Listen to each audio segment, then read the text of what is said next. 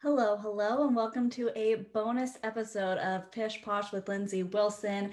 This is my 2020 end of year reading rewind, where I am going to go over all of the books that I read in the second half of the year. If you really love this episode and you haven't listened to the mid-year book freakouts that have been before, those are the books I read in the first half of the year. I love these bonus episodes. I love sharing them. I love sharing what I read. And, I didn't want to have a completely just book podcast talking about what I read all the time, but I love having these every once in a while because I love talking about what I am consuming, whether that's food, movies, TV, and books. So I love reading.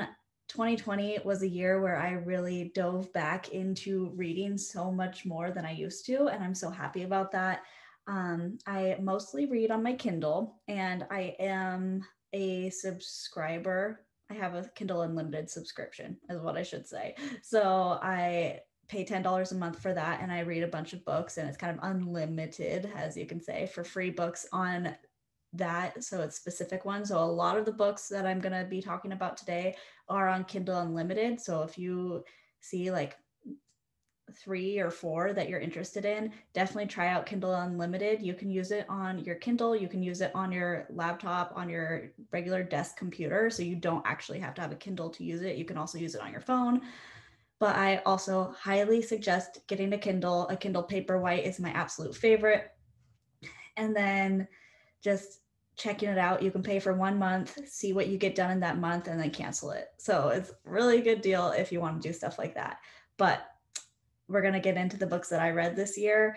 I always like to preface these with my reading styles. So if you like something completely opposite of what I usually like to read, you probably won't enjoy many of my books.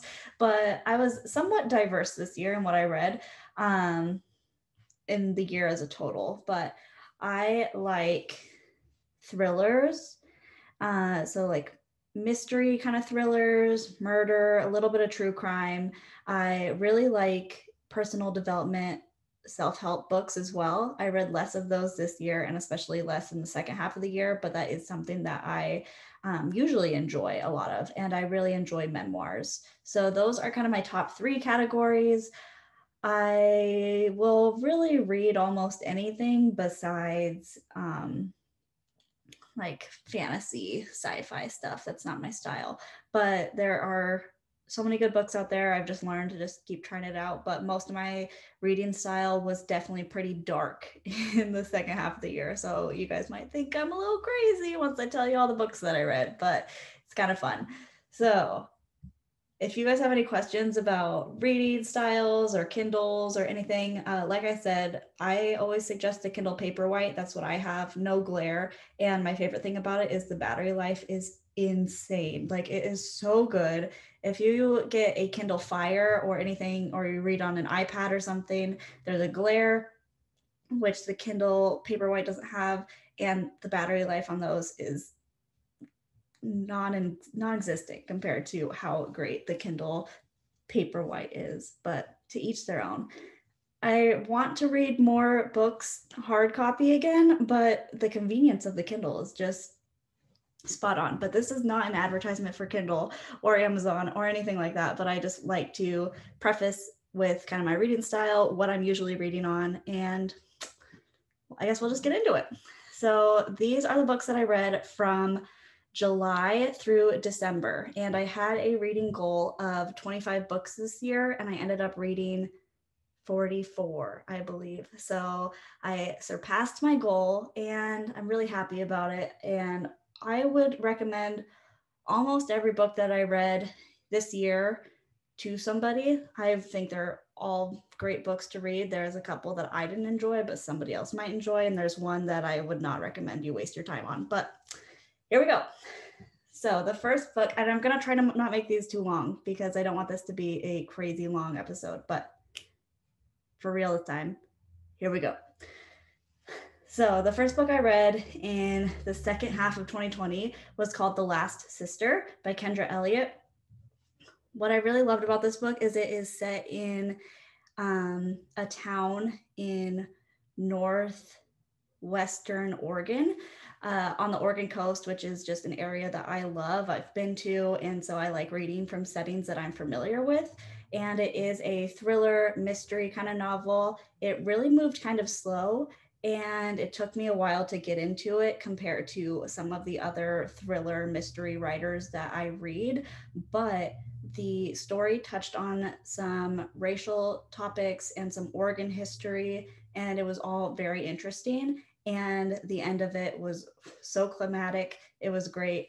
I would really suggest it, especially if you're from the Pacific Northwest like me, because I just loved the visuals and I loved it. So it made me think of the Oregon coast and it made me want to go back. And then we did. Okay, next one. Here we go with the dark stuff. And some people might say, okay, it's dark when we're talking about like murder mysteries. This is dark in another way. This is Spilled Milk by K.L. Randis. And she wrote a memoir about her life growing up in an abusive home. And she is a great writer, and it's a very profound story. What she did, what she went through was very inspiring. And the great thing about her is that she is so open to talking about her story. And she actually is kind of famous on TikTok now, which seems very odd because child abuse is such a dark topic, but her taking this kind of platform and continuing to spread her message, and there is better and things to look out for and helping people. She is working in social work now. It was just a great story, but it's very, very dark subject matter.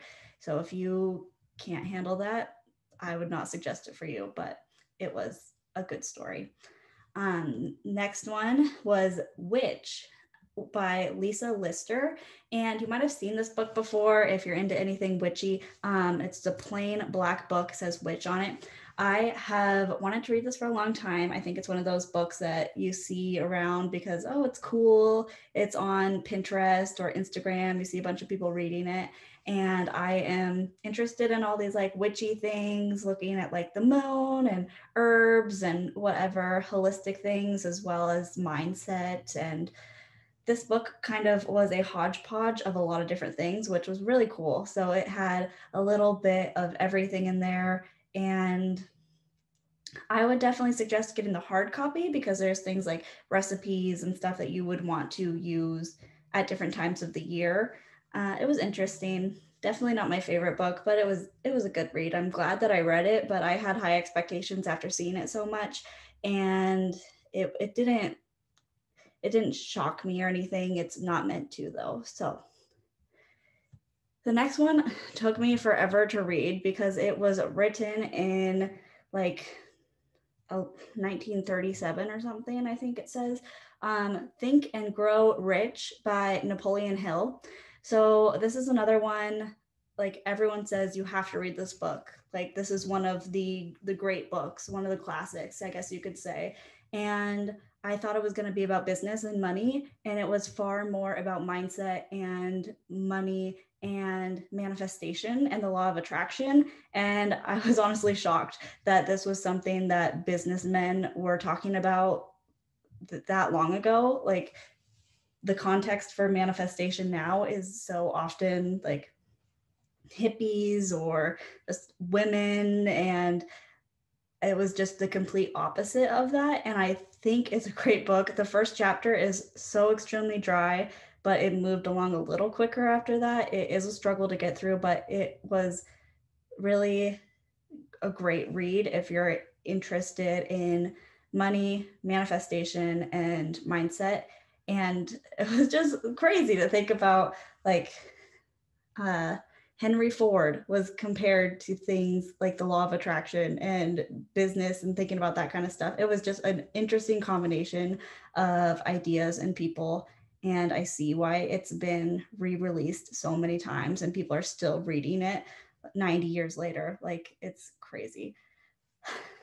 Definitely was suggested if you're into manifestation, but it will take you a while probably. Next one I read was a gift from my boss, actually. She handed it to me, and I'd seen it around, and it is Hillbilly Elegy by J.D. Vance, and now there's a Netflix movie about it. So it was really popular. I remember seeing it on the shelves everywhere, and I was really intrigued by it. I grew up in a community that's definitely not rich, and you see a lot of poverty maybe in my town or in surrounding areas. But this is about the Appalachia community, and there's a big conflict. I don't know if it's supposed to be Appalachia or Appalachia. I think Appalachia, so that's what I'm going to say right now. But, anyways, it calls itself a memoir, but it's really not that much of a memoir from my memory of it. It was like half memoir, half observances from and opinions of uh, this community in the West Virginia, Kentucky area. And it definitely moved slow. And a lot of the things in it were not extremely shocking to me because I'd learned about it before or I'd seen similar things in areas that I'm familiar with. But I think it would be a more shocking read if you're somebody who grew up like in like suburbia for your whole life and then are still living in like a suburban area. I don't know. It was okay. It was definitely nothing to write home about. I don't exactly know why it's so popular. It just didn't really do it for me. I think I'm just reading too many like thrilling books that maybe this one just didn't stand out as much. It was a good read, but I barely even remember things in it. So there's that one, Hillbilly Elegy. Okay, next one was Raving Fans, and this one, my boyfriend Casey, his dad gave it to me because we both really love talking about business and this kind of stuff. And I'm just so grateful that he gave it to me because this was one of the greatest things I've ever read in my life, and it's so easy. It was like less than 100 pages, and it's written in kind of a fantasy way. So I think I said already, Raving Fans by Ken Blanchard and Sheldon Bowles. So I think this should be required reading in high school because it talks all about customer service, which sounds super boring, but it was not the way that it was written. I don't even really know how to describe it so much because it is so impactful in such a different way. And I just want more people to read it, but I don't even know how to say it. But if you work in customer service, if you are interested in business writing or personal development writing or entrepreneurship, you need to read this book. I don't know how I've never heard about it before. I am disappointed in all of my previous employers for not making me read this. I'm disappointed in my high school for not making me read this and my college because this is an important book to read. So there's my raving review for this book. Like, you need to read it. It's so simple and easy, but you need to read it if you're interested in business at all. Okay, on to a fictional story. I read the next one was Running the Light by Sam Tallent, who is a comedian, and this book is about a comedian. So this one is dark. Again, you hear about a comedian who is kind of past his prime. So he's no longer the cool guy. He's reminiscing of his good family life and the fame that he had, but now he is just doing road shows and going into not the best gigs, and he is definitely addicted to coke and an alcoholic and all the things. And it's a dramatic read. It's definitely like a fictional just read, but I can totally see how this could be the life. It felt very realistic. It felt like you were reading a memoir, but it was a story.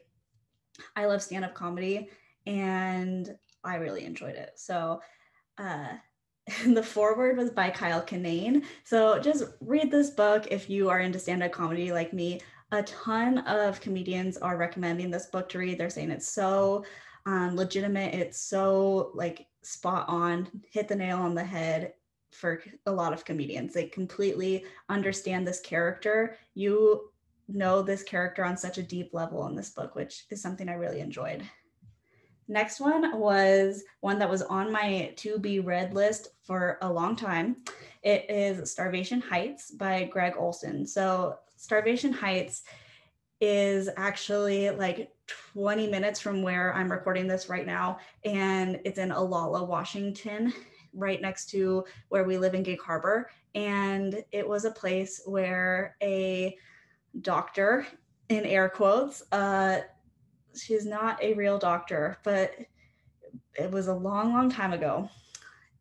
A fake doctor basically was saying that she could heal people of mostly autoimmune diseases.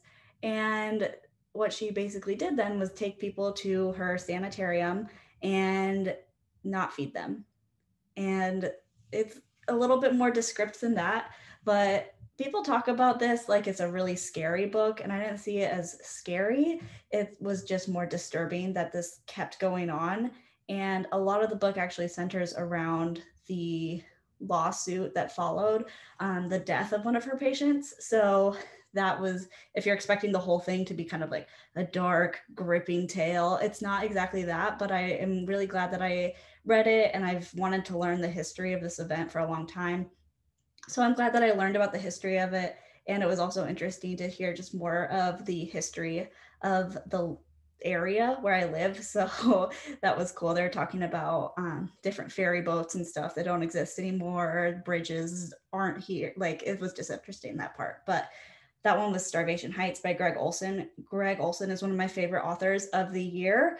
I am obsessed with him, but this one was definitely a historical thriller rather than his usual just a modern day thriller. So it was less exciting than the other stuff that I read from him, but good nonetheless. And I learned a lot. Next one, this was a thriller. This was good. It is way, it was this, I need to keep going here. Okay, so Unspeakable Things by Jess Loury. And I guess I haven't said this yet, but all of the titles will be in the show notes. So if you kind of forgot one or something, and there's also a full out blog post on this, so you'll be able to read anything that you want to and find any of the books that I'm suggesting here. But Unspeakable Things was a mystery thriller written from the perspective of a middle schooler. So it's a middle school girl, and it was kind of during the time where I think they said it was the 80s, and it was like people were really scared about getting kidnapped or having their kids be molested, and that was kind of the theme of the book. And there is this is kind of a silly one because it's called Unspeakable Things, and I just really don't have much to describe it on because I don't want to give anything away, but it is disturbing because some of the darkest parts of the book are not explicitly written about, they are just hinted at. And that's, I think, all I can say on that one, but it's another dark one. Yeah, that one's really dark actually. And it it's a great juxtaposition because it is so dark, but it's written from the perspective of somebody who's so young, so they don't understand exactly how dark the subject matter is. I think that's all I'm going to say on that one. Okay, next one of my favorite books of the year. Oh, the next two are some of my favorite books of the year. So The Stillwater Girls by Minka Kent. Minka Kent is one of the best authors that I've found this year. I love her. She writes great thriller books. The Stillwater Girls is about a group of sisters who is living out in the woods with no electricity, no TV, no phones, no nothing really. They're living off the grid, like pioneer style, with their mother. Their mother leaves and leaves them there. So that's how the book starts out. They're stuck there in the winter, and this is somewhere East Coast, I think in New York, but upstate, obviously. So they are out there in the woods, and that's part one of the story. I love books that are written from multiple perspectives, so that's kind of one group. And then there is a husband and wife who struggled to conceive a child. They ended up not being able to conceive a child. And so you kind of hear from the wife's perspective. She is kind of just missing something in her life, and she's worried about her relationship with her husband. So that's another part of the story. And then they come together in a very interesting way. It's very exciting. It's thrilling without being scary at all. It was fabulous. Great storyline. Minka Kent is just so good at combining a good storyline with a little bit of like fear and suspense and a great twist at the end of this one. Such a good twist. You need to read it. The Stillwater Girls by Minka Kent. Next one is a favorite of the year for so many people. I'm in a couple Facebook reading groups. This is one of the best books of the year by far. And it is called Verity by Colleen Hoover. Oh my God. It was so good. I literally was reading it and I would stop and this was at the end of the book, and I would stop and I would tell Casey how much, like what was happening. And then I would get back and then read some more and tell him again because it was so good. I just couldn't like keep it to myself. And when I was done, I was so distraught and disturbed. This is a disturbing book and you need to read it. It's a combination of romance and thriller and just, it was so crazy. I have not read a book that has made me feel like this after I finished it in a very, very long time. It leaves you thinking, it leaves you wondering, but it leaves you just a little disappointed because you know another book's not going to match up to this one. So once again, that's Verity by Colleen Hoover. I don't want to explain too much because it's just too good. You need to experience for yourself. After I read Verity, and it left me feeling very crazy. I just was thinking very deeply about the world after that book. I read a small group of books by Mindy Kaling.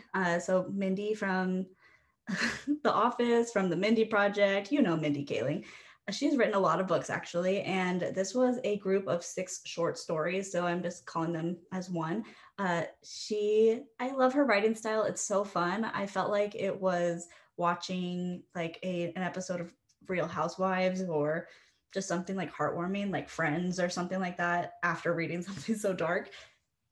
I love her. Like, she just makes me happy. Her books are also good. And this group of 6 stories was just uplifting, happy stuff with a little bit of like deep, interesting, meaningful, heartwarming things sprinkled in there. Next one was another one by Minka Kent. And like I told you, I have a lot by her. So I won't explain her that many more times, but I am going to mention, when she's the author. But now you kind of know I really liked her this year. And it's thriller mixed with like a real good story. So the next one was When I Was You. I hope I said that good. I feel like I kind of slurred it. When I Was You by Minka Kent. This one was a weird story about somebody who like I don't want to explain too much, guys, but it was about identity and stolen identity. And somebody found out that her identity was being stolen. And then the rest of the book is trying to figure out how to confront these people and figure out why they would do such a thing. And then there's always a little bit of murder and stuff involved there. So it's intense at the end, but most of it is just like a slow build to this craziness. Next one is To Hell with the Hustle by Jefferson Bethke. So Jefferson Bethke is a Christian writer. He writes and speaks and does a lot of stuff in the Christian space. And I haven't read any of his books before, but I heard about this one when it came out about a year ago. I was a little intrigued then, but I wasn't going to pay for it. And then it was on Kindle Unlimited, so I read it. I have mixed feelings about this book because I understand why people don't agree with like hustle culture and you got to keep working all the time, you got to keep moving all the time. And I understand why we should not be, looking at our phones all the time. But at the same time, as somebody who's young and like working, I don't see the problem with some of these things. And he wasn't condemning anyone, but this book is really focusing on spending more time with your family and prioritizing what's important to you, whatever that is. And most of those things don't have to do with work. It's more things like your family, your friends, like yourself, spending time alone. You don't need to fill up your calendar with things to do every moment of every day. Um, it was really, I think it's really geared toward people who have families, and that's fine. It was good. It was a good read. It also talked a lot about the news and social media, which is the section that I enjoyed because there's just so much craziness going on. But it's an interesting read, but I definitely think it's geared more towards people with kids. So if you have kids and you like Christian writing, this wasn't too Christian though. It was not overpowering to me at all, but it was good. The next one I read was a book club read, but not really a book club. So I listened to a podcast who was suggesting this book, and it was another one that was free on Kindle Unlimited. So I said, sure. And it was so boring for so much of it. Like, I wanted to love it. And it was lighthearted. It wasn't even lighthearted. Like, it just brought good feelings by the very end of it. And made you feel like, oh, it's good to connect with people. That's kind of the meaning of the book, is making connections with people. Even the little good things that you do make a difference. It's not just like nothing or is insignificant, but it was kind of boring. So have you seen Louis Velez by Catherine Ryan Hyde? Catherine Ryan Hyde, I saw she's written like a million books. So I guess some people love her. And the story was fine. It's about a boy who helps a very elderly woman who is blind, which sounds really heartwarming. So when I say it's boring, I probably sound like a bad person, but it was just not very exciting. It's very slow moving, but it does have a lot of good heart in it. But everyone who was on the podcast that said this is our book of the month, they also agreed it was boring. So it's not just me. The next one was extremely dark. It's a true, I would call it a true crime book, but it is not about, I don't know what to say here. It's true crime. It's written like a journalist wrote it, so it's very just straightforward. It's not a lot of storytelling. It is just nonfiction, very nonfiction. I guess that's what I should say. It was called To the Bridge by Nancy Rommelmann. And this is about a mother who dropped two of her children off of the, I believe it was called the Selwood Bridge in Portland. So this happened quite a while ago, in 2009, but this kind of documents that, and the journalist who was looking into this and looking into why, this is, like I said, really dark, mothers kill their children, and it's more prevalent than we think. And it was an interesting read. I like reading about true crime, especially when it's in area, like I said, the Pacific Northwest that I'm familiar with. But if you don't like nonfiction, you're not going to like this. And if you don't like dark things, you're not going to like this. It was definitely not a fun read. It was dragging, but not all reads are supposed to be fun. They're supposed to teach you something. And I was just learning about this event and definitely learned a little bit with this one. And we just keep rolling into the dark books. Next one was Call Me Tuesday. This is similar to Spilled Milk. It was a memoir documenting child abuse in a home. And this mother was so disgusted with her child, she wouldn't even call her by her name. She, gosh, it's rough. This is a rough book to read. I don't know. I've just seen it a lot, and I don't know why I am drawn to reading these books, but I do think it's important for people to learn a little bit about this, and also to, be able to recognize some of the things that we see that might indicate child abuse. So this one and Spilled Milk are both really rough in that category, but this one, Call Me Tuesday, also a lot of people said they didn't enjoy the ending because there was not really a moment of revenge as much as a reader might hope after being so angry. So that is just something to think on. But I read that one. It was just a category that I guess I got into because there's another one I read about this, but I got a little numb to it after a while, but it was just interesting to see how people can treat other people. Okay, next one was Welcome to the United States of Anxiety by Jen Lancaster. And that was a bad book. Guys, this is the book. I have never written a negative review on Amazon before about books, and I had to for this one because it was a complete waste of my time.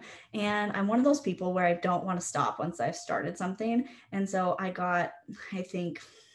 was probably over it by the time I was like 50% through with this. And I said, I'm already halfway through. I got to keep going. But it just dragged and it was not good.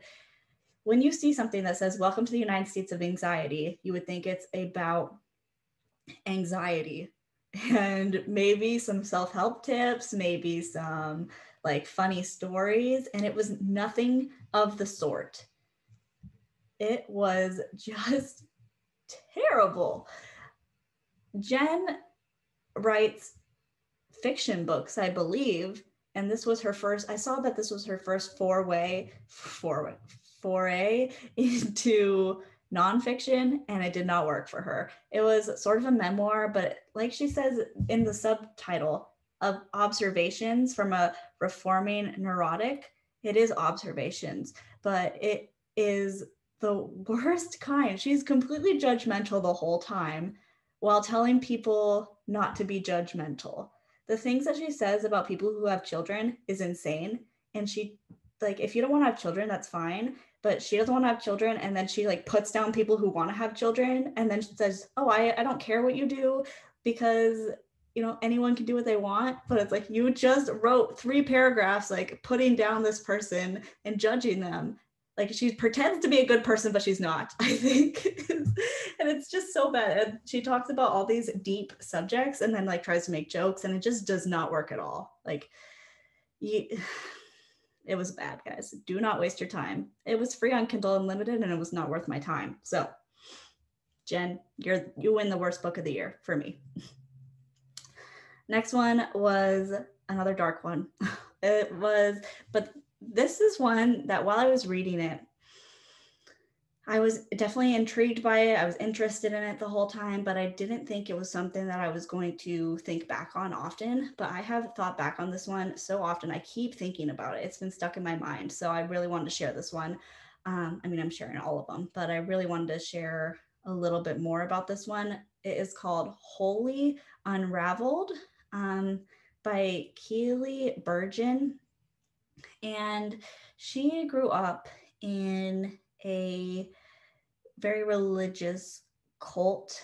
Some people might say it's a religious sect or cult. It was very interesting to me. They didn't touch on the religion as much as I thought it would be, because in the beginning of the book, she's with her family and her father is extremely religious and makes them go to these very interesting ceremonies. And then very quickly in the book, they leave. And that's when things get crazy because they go on this road trip and her dad is in complete control and he is not a good person. So we learn about how terrible some people can be. He is completely unhinged and they just had to live with it. And people just ignored what was happening to her. Her siblings and her mother just ignored it. And it's just insane. But then she grows up and she goes to a religious, kind of like a commune, where she is learning more about herself and just she has to basically just live in poverty almost. And it was really interesting, just her whole story from going from just this crazy childhood to then she went and she was in her 20s and living in, I believe it was Omaha, and drinking and drugs and all this, like that kind of craziness, and then going to the complete opposite and just finding herself. So really, really good book. And it makes you think about what you want to value in your life and what's important in your everyday. How many things we can actually give up and still be happy, or the things in our life that aren't making us happy, but we think that we need them. Next one, I will try not to go too in depth on because I want to do a whole podcast episode on this one, but it was a book that I've been wanting to read since it came out, I believe in 2018, The Coddling of the American Mind by Gregg Lukianoff and Jonathan Hyde. I don't know, but I don't know how to say their last names. They're hard. But this book, the subtitle is How Good Intentions and Bad Ideas Are Setting Up a Generation for Failure. And really it is talking about the nature of coddling in the college system in America and how freedom of speech is being taken away and or redefined is another thing. And my big takeaway from this book was that discomfort does not equal danger, but people will think they're the same thing and act like they're the same thing. And it was a lot. There was a lot of good stuff, a lot of big information in there, and it talked about raising children, and then it was really focused on the college system and things that have been happening around the United States in the college system, and riots, protests that have been had, and the reasons behind them. I think you got to read it for yourself, and I definitely want to talk more about it, but it is a great book. I'm glad that I finally crossed it off my list. I'm proud of myself. I did it, and I'm thankful that I read this book. The next one I read was Layla by Colleen Hoover, and Colleen Hoover wrote Verity, so I was very excited for this book. And from when they were kind of pushing this book out, because it's a brand new release, basically, it came out last month, I think. And when they're pushing this out, people were saying that it was going to be similar to Verity. I don't think it is, but it's still a good book. If you're going to compare it to one of the best books I've ever read in my life, it's hard to compare it to that. So I'm just going to say it was really good. It has paranormal stuff in there, and I like paranormal ghost stuff, so I enjoyed it. If you don't like that, or if you're like, I can't even believe that kind of stuff, then you're not going to enjoy this. But Layla by Colleen Hoover, I'd give it a 4 out of 5 stars, but it was good. If you like, I don't know, if you like paranormal kind of romance, kind of not books, then you'll like it. Next one was another one by Minka Kent, and I read this book in one day, and it is a super easy read. And something about it just made me love it so much.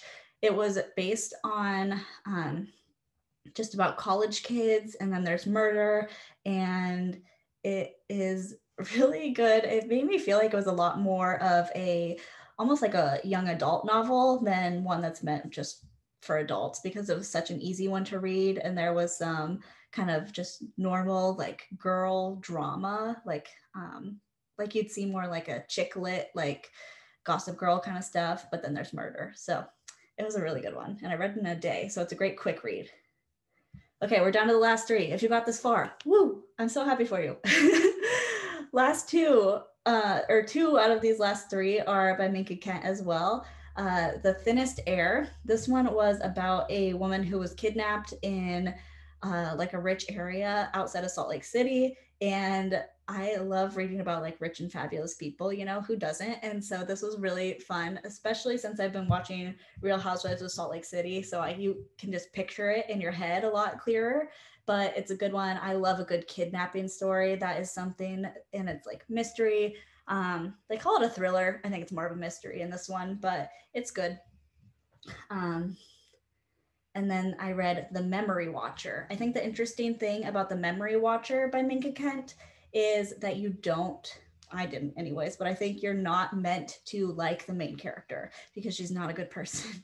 And she just is crazy. She's a stalker. And reading from a stalker's perspective is really interesting. And she's stalking using social media.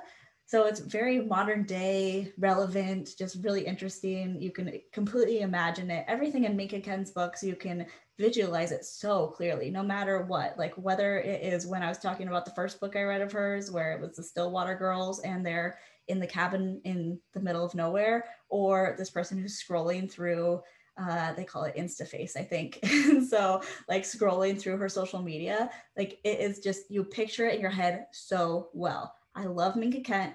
I'm happy with all of the books that I read from her. I did not like this character, but it was a good read.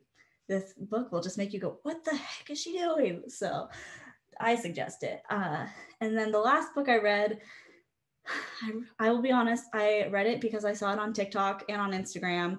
And I like these personal development people. I like these coaches who are meant to like make you feel good and like teach you about business and personal development, self-improvement, self-help.